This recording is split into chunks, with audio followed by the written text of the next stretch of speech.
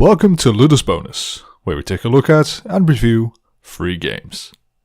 In this video, we're taking a look at Pikuniku Battle, a game by Crazy Qubits.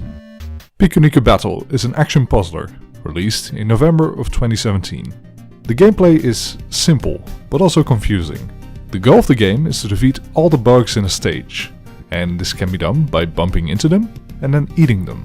The puzzle elements come into play when the duplication mechanic is introduced. These duplicates can be used to clear obstacles that would otherwise result in death. This, however, is also where the gameplay gets confusing, and not because of the puzzles. The player can only move in 4 directions, and keeps moving in a given direction until an obstacle is encountered. Only then can the player move again. The strange part about this system is that it happens in real time, while this type of movement is usually only used in turn-based games. This makes it so that all the usual limitations the player has to deal with this type of movement become rather irrelevant, as the player doesn't have to wait for every duplicate to stop before being able to move them again. Whenever a duplicate stops, they can move again. It doesn't matter if other duplicates are still moving. Because of this, most levels don't really require any active problem solving and can be very easily brute forced, which kind of ruins the idea behind puzzle games, especially when playing the randomly generated levels in the Versus and Forever Alone modes.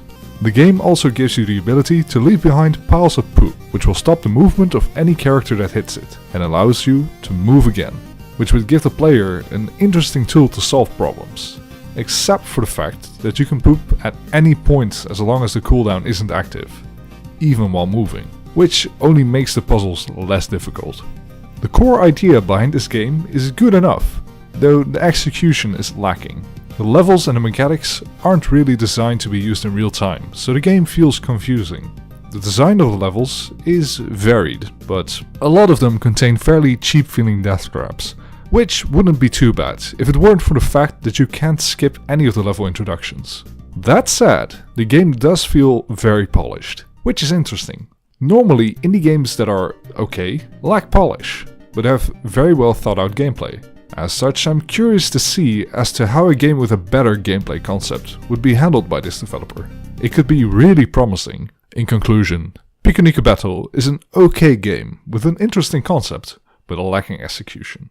It probably would have been a great game if it wasn't in real time. Though it is fun for a short while, I don't really recommend you play this game. Though it may be an interesting experience, especially for people that are interested in puzzle games or making puzzle games. That concludes the review.